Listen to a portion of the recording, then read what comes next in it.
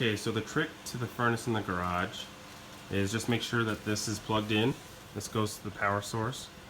And then there's a switch here that controls the on-off to the thermostat on this wall.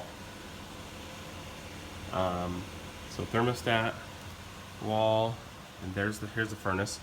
I'll let it run for a minute so you can hear the flames kicked on, the burner kick on and everything.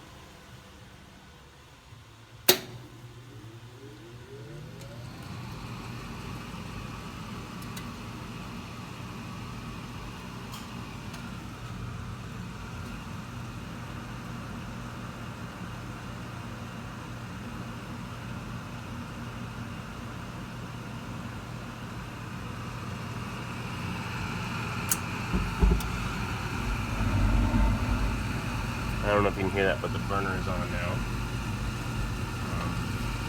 And then after a few minutes of warming up, a fan will kick on. It'll just start blowing hot air out the top here.